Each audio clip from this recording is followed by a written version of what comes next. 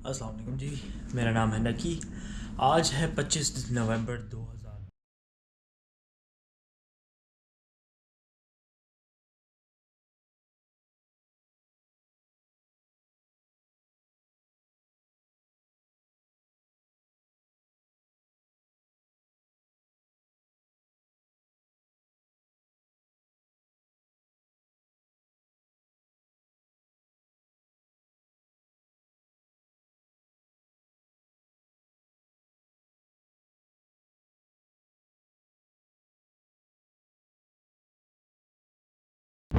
आज की वीडियो है जनाब एक इंटरेस्टिंग चीज़ के बारे में, और वो चीज़ है एक अदद वैक्यूमिंग रोबोट। अब काफ़ी सारे लोग इस पॉइंट पे वीडियो पे कह रहे होंगे वैक्यूमिंग रोबोट, तुम खुड्डे में रहते हो, शू बॉक्स जितना तुम्हारा अपार्टमेंट है और तुमसे इतनी सफाई नहीं होती कि तुमने वैक्यूमिंग के लिए एक रोबोट ख़रीद लिया। तो मसला ये नहीं है, मसला ये है मैं बाय प्रोफेशन एक मैकेट्रॉनिक्स इंजीनियर हूँ, और मैकेट्रॉनिक्स मैंने इसलिए चूज़ की थी क्योंकि रोबोटिक्स में मुझे इंटरेस्ट था। मुझे रोबोट्स फैसिनेट करते हैं। मेरा यूनिवर्सिटी का फाइनल ईयर प्रोजेक्ट भी एक स्नूकर टेबल अरेंजिंग रोबोट था। मेरे पास वीडियो पड़ी है, मैं कभी किसी वीडियो में उसको डाल दूंगा, या मैं यहाँ पे छोटा सा उसका एक बना के वो डाल दूंगा कि ये वाला रोबोट था। खैर, तो अब सेल्फ़ क्लीनिंग रोबोट्स स्टार्ट में 2002 से एक कंपनी है आई रोबोट। 2002 में उन्होंने पहला अपना रोबोट बनाया जिसका नाम था रूम्बा। तो वो मकबूल हुआ, लेकिन उसमें मसले मसाइल थे। करते करते अब हम आ गए 2020 में, 18 साल।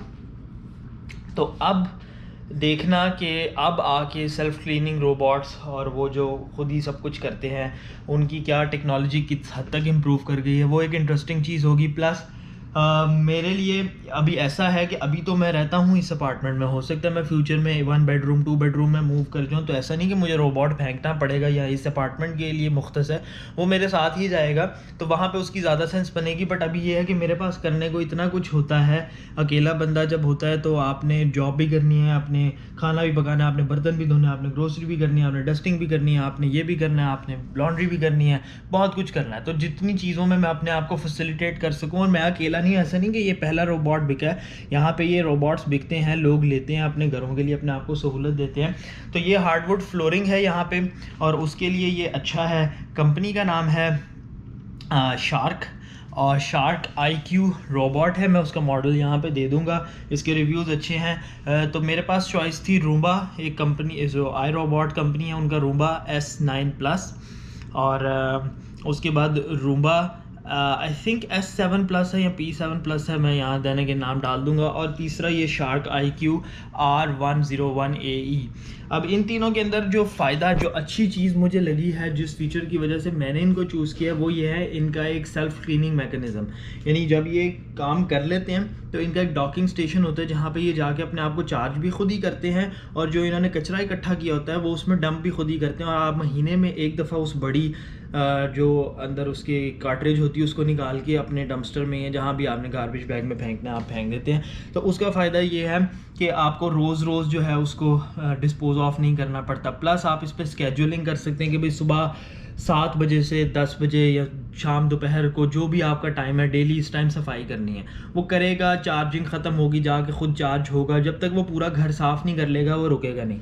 इसमें मैप है, उसमें बेसिकली इसके साथ एक ऐप है जिसके अंदर मैप होता है, और ये पहली दफ़ा जब मैं इसको चलाऊँगा तो ये मेरे पूरे घर का एक नक्शा अपने अंदर सेव करेगा, और ताकि उसको पता हो कि अच्छा यहाँ पे दीवार है, यहाँ ये मुझे इतना टाइम लगेगा, ये वो। और उसके बाद नेक्स्ट टाइम ये बेहतर से बेहतर होता जाएगा और सफाई की क्वालिटी भी बेहतर हो जाएगी। तो यहाँ पे खैर इतना कोई गंद वगैरह तो पड़ता नहीं, और मैं अकेला होता हूँ, लेकिन जो लेंट होता है ना, कपड़ों का लेंट और आपके बाल, और जब आप बाहर से आते हैं तो थोड़ा बहुत तो वो इकट्ठा होता जाता है। तो उसमें यह है कि मुझे वो नहीं करना पड़ेगा, और ये खुद ही अपना लगा रहेगा। अब शोर कितना वो करता है, मैं इसको जब मैं सो रहा हूँ तब चला सकता हूँ, वो सारी चीज़ें मैं इस्तेमाल करूँगा तो मुझे पता लगेगा। तो अब मैं ज़्यादा जो है वो तकरीर नहीं करता, पहले ही 7 मिनट हो गए हैं।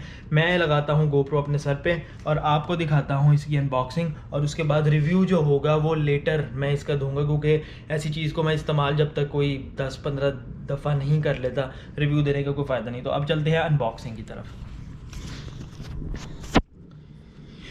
गोप्रो लगा लिया हमने सर पे, और ये लग गया जी गोप्रो सर पे, और कैंची पकड़ लेते हैं। और ये अमेज़ॉन से मैंने मंगवाया है। कॉस्ट है इसकी, अच्छा ये मज़े की चीज़ है, मेरी कुछ अरसे से इस पे नज़र थी, लेकिन ये आई थिंक $650 के लगभग था। तो अभी ब्लैक फ्राइडे की डील के अंदर ये हुआ $400 का। और उसके ऊपर मेरे पास एक गिफ्ट कार्ड था, जो मैंने जब इंटरनेट कनेक्शन अपना लगवाया था तो उसमें डील थी कि उन्होंने मुझे $150 का अमेज़ॉन गिफ्ट कार्ड दिया था। तो $400 का ये था, 150 उसमें से अमेज़ॉन के गिफ्ट कार्ड के चले गए, तो कर लें $250 के अंदर प्लस टैक्स में मुझे ये पड़ा है। इसको हम खोल लेते हैं। ये कर लिया जी हमने इसको अनपैक, कैंची कर ली हमने बंद।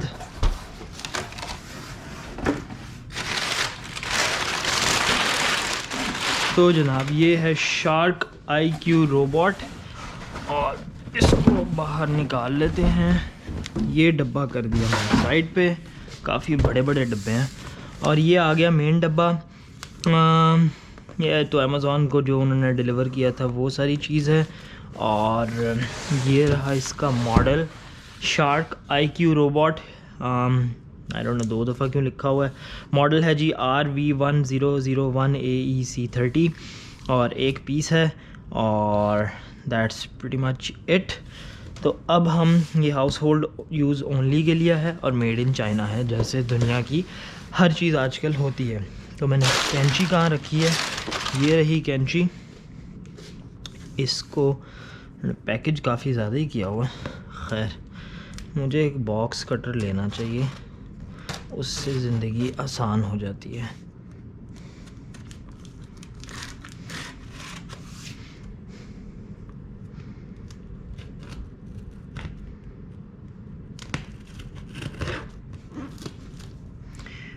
सी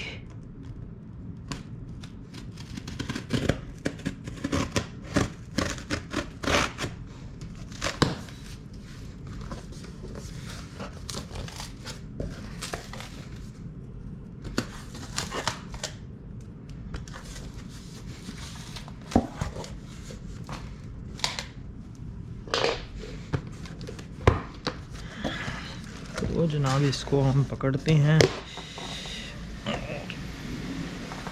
इसको खोल लिया हमने। ये डब्बा डाल देते हैं डब्बे में, डब्बे में डब्बा, डब्बे में केक, और ये आ गया मेरा रोबोट एक।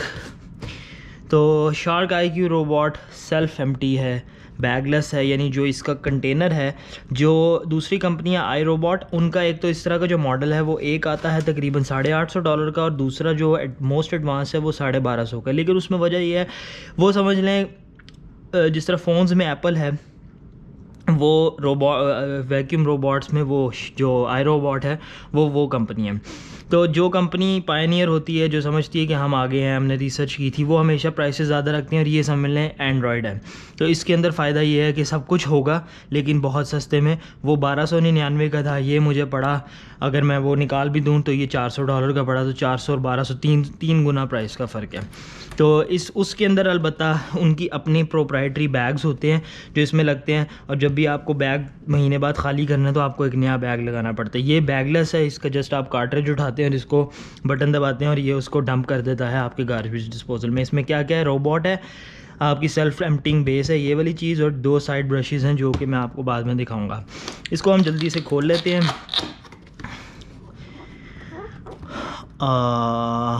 ओके, ये मेरा ख्याल है ऐसे खुलेगा। फ्रंट मैंने नहीं आपको दिखाया, लेकिन खैर वो आप देख ही लेंगे।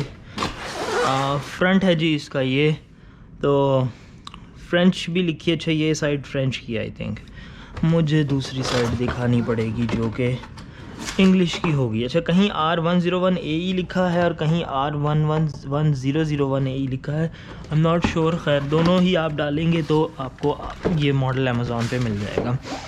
ये हुई बात। तो forget about vacuuming for up to a month. ये रहा रोबोट, और इस तरह से ये चलता है। और उसके बाद बैगलेस है, 30 दिन का कूड़ा इसके अंदर आ जाएगा। और कुछ रोबोट होते हैं जो रैंडमली बस वो एक जगह से दूसरी जगह जाते हैं, टक्कर खाते हैं दीवार से वापस, और वो इस तरह करके फिरते रहते हैं जब तक कि वो पूरा कमरा साफ़ नहीं कर देते। ये स्मार्ट है, इसमें सेंसर्स वगैरह, लाइडार और आई थिंक कैमरा लगा हुआ है। लाइडार का मुझे श्योर नहीं है लेकिन कैमरा लगा हुआ है।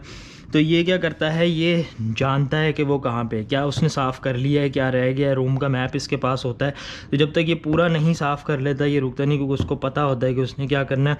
और जब बैटरी लो हो या कूड़ा फिल हो जाए तो वो जाता है अपनी स्टेशन पे, अपने आप को डॉक करता है, एम्प्टी करता है, चार्ज करता है और वापस वहीं से स्टार्ट करता है जहाँ से इसने छोड़ा। तो इसकी ऐप है, वो भी हम इंस्टॉल करेंगे। कारपेट्स पे भी चलता है, फ्लोर्स पे भी चलता है। मेरे पास सारा फ्लोर है और ये थोड़ा सा डेंटल फ्लॉस भी पड़ा हुआ है, तो ये अच्छा टेस्ट रहेगा। इसमें बाल नहीं फंसते, हेयर को अनटेंगल करने का तरीका है, ताकि अगर आपके पास पेट्स वगैरह हैं तो उसमें आपको फ़ायदा हो जाए। और वही सारी बातें जो हैं वो इधर भी वही बातें लिखी हुई हैं। खैर अब हम इसको खोल लेते हैं क्योंकि बहुत टाइम लगा दी मैंने, तो इसको हम खोल लेते हैं ऐसे। ये आ गया कुछ पेपर वर्क, ये मैं बाद में देखूँगा, अभी मैं सिर्फ जो है इसको आपको दिखाता हूँ। ये आ गई इसकी recommended to use on all carpet types, do not use on hard floor surfaces may easily slide if stepped on. अच्छा, ये वो स्टेशन है जब रोबोट ने डॉक करना होता है तो वो एक रैंप सा आपको कह रहे हैं कि ये रैंप सा आप रखेंगे उसके आगे ताकि वो इस पर आराम से चढ़ जाए। लेकिन आपने ये कारपेट पे रखना, हार्ड फ्लोर पे नहीं रखना। तो मुझे इसकी ज़रूरत नहीं क्योंकि मेरे पास यहाँ पे हार्डवुड फ्लोरिंग है। मैं इसको डाल देता हूँ जी वापस, क्योंकि जब अगर हम किसी ऐसी जगह पे जाएंगे जहाँ पे कारपेट होगा तो वहाँ ज़रूर इसका इस्तेमाल करेंगे। और ये आ गया, ये रहा जी आपका क्लीनिंग रोबोट, जिसको मैं कोशिश करता हूँ कि बग़ैर डैमेज किए खोल लूँ। तो जनाब ये रहा शार्क का IQ रोबोट, आई होप नज़र आ रहा हो। ये रहा रोबोट और इसको हम प्लास्टिक ऊपर से उतार लेते हैं और ये अब कूड़ा बन जाएगा क्योंकि इसने कचरा ही उठाना है। और उन्होंने, मुझे नहीं पता, एक रोबोट है जिसने कचरा उठाना है और उसके ऊपर इतना चमकदार प्लास्टिक दिया हुआ है जैसे पाकिस्तान में करोला का डैशबोर्ड होता था। उससे भी मुझे एतराज़ात से और इससे भी, क्योंकि आप चीज़ वो बनाएं जिस पे स्क्रैच ना पड़े। अब ये इतना जल्दी ख़राब और गंदा होगा जिसकी कोई हद नहीं। और फ्रंट पे भी जिस चीज़ ने जाके दीवारों में लगना है, उन्होंने किया यह हुआ है कि नीचे ये एक सेंसर होता है इसमें, ताकि जब ये टच हो तो ये प्रेस होगा और उसको पता लग जाएगा दीवार है तो वो पीछे हट जाएगा। यहाँ पे रबर की स्ट्रिप है बट उसके ऊपर वही शाइनी प्लास्टिक है। मैं इसका प्लास्टिक ऊपर से नहीं उतारता अभी, बाकी जो है खैर अब मैं इसको करता हूँ सेटअप वगैरह और मैं इसको करता हूँ यूज़। कुछ वीडियो में यहाँ पे एंड करता हूँ, बस आपको मैं वो चार्जिंग बेस दिखा दूँ। ये 2 ब्रशेज़ हैं जो इसके साइड पे चलते हैं और इसके मुंह के अंदर बेसिकली ब्रशेज़ लगते हैं इसके जनाब। यहाँ पे एक यहाँ पे लगेगा और एक यहाँ पे लगेगा, तो यहाँ 2 ब्रशेज़ आ जाएंगे। ये रोबोट का फ्रंट है, ये यूँ चलेगा और जो वो ये इसका सक्शन रोलर है, तो ये ब्रशेज़ इसमें फीड करते जाते हैं और ये घूम रहा होता है ऐसे ऐसे और ये सारा कचरा जो है वो वैक्यूम से खाता जाता है। तो ये इसका वर्किंग प्रिंसिपल रहा। और उसके बाद ये आगे ब्रशेज़, इसको मैं करता हूँ रिमूव, इसको करते हैं रिमूव। और ये आ गया जनाब चार्जिंग केबल आ गई, केबल साइड पे कर लेते हैं। और ये रहा आपका चार्जिंग स्टेशन, जिसको चार्जिंग डॉक यहाँ कह लें या एम्प्टिंग स्टेशन वो कह रहे हैं इसको। तो ये रहा वो, ये आपने रख देना है अपना यहाँ पे ऐसे करके, ठीक है। और यहाँ पे इसका स्विच लग जाएगा और रोबोट आएगा और अपने आप को ख़ुद जो है वो इसके साथ, ये रहा इसका फ्रंट और वो इससे मैच करके यहाँ पे लग के तो अपना कूड़ा इसमें डंप करेगा और उसके बाद फिर दोबारा चार्जिंग शुरू कर देगा।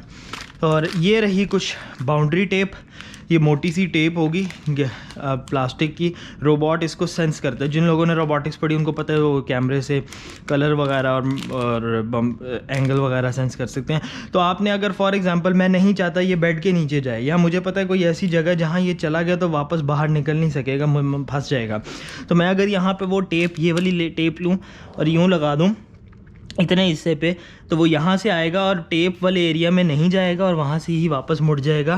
तो जहाँ जहाँ मैं चाहता हूँ कि रोबोट ना जाए, फॉर एग्जांपल कहीं तारें बिखरी हुई हैं, कहीं कुछ पड़ा हुआ है, कहीं मुझे पता ही है कुर्सी के नीचे गया तो फंस जाएगा या कुछ भी, तो वहाँ मैं ये टेप यूज़ करूँगा। और आप ये टेप अलहदा से भी ऑर्डर बाद में कर सकते हैं, क्योंकि ऑब्वियसली ये ख़त्म हो जाएगी। तो अगर आपका घर बड़ा है तो आप ये टेप और मंगवा सकते हैं और वो आपको फ़ायदा देगी। खैर, कचरा मैंने बहुत फैला दिया है। इस्तेमाल मैं इसको इसलिए नहीं कर सकता, 8 आवर्स आपको फ़र्स्ट यूज़ से पहले इसको चार्ज करना पड़ता है। तो मैं करता हूँ, इसको चार्ज करता हूँ, इसको सेटअप डाउनलोड करता हूँ, इसकी ऐप, इसको समझता हूँ, इस्तेमाल करता हूँ, और फिर आइदर मैं इसी वीडियो के साथ वीडियो कर दूँगा, लेकिन ये वीडियो ऑलरेडी इटसेल्फ बहुत लंबी हो गई, तो ये वीडियो मैं ऐसे ही अपलोड कर दूँगा। लेकिन जो नई वीडियो होगी उसमें मैं आपको इसका रिव्यू दूंगा और बताऊंगा कि क्या मुझे ये $400 खर्चने का कोई फ़ायदा हुआ है और क्या आपको खर्चने चाहिए, या you are better off without it, आप ख़ुद ही जो है। क्योंकि मेरा देन अगेन एक शू बॉक्स अपार्टमेंट है, छोटा सा खुड्डा है जिसमें मैं रहता हूँ, तो इसको साफ़ करने में इतना टाइम नहीं है। मुझे शौक़ है रोबोटिक्स का, मैंने इसलिए भी लिया, और प्लस अगर ये जगह छोटी भी है तो अगर मैं कुछ अरसे बाद, साल के मेरी लीज़ है, उसके बाद मैं कहीं और मूव करता हूँ और वो जगह बड़ी भी होती है, तो ये वहाँ मेरे काम आ सकता है। तो ऐसी बात नहीं है कि मैंने पैसे जो हैं वो ज़ाया कर दिए हैं। तो खैर, यहाँ पे मैं वीडियो करता हूँ ख़त्म इस शहर के खूबसूरत शॉट पे, जो यहाँ पे बर्फ़ ही बर्फ़ पड़ी हुई है। तो GoPro उतार लेते हैं अपने चेहरे पे से। वीडियो हो गई है बहुत लंबी, तो अपना बहुत सारा ख्याल रखिएगा, मुझे दुआ में याद रखिएगा। नेक्स्ट वीडियो का वेट कीजिएगा जिसमें मैं इसका रिव्यू दूंगा, और बाकी जो नॉर्मल व्लॉग्स और इमिग्रेशन वाली वीडियोस चल रही हैं वो तो चल ही रही हैं। तो आपसे इंशाल्लाह मुलाकात होगी अगली वीडियो में। तब तक के लिए अल्लाह हाफ़िज़।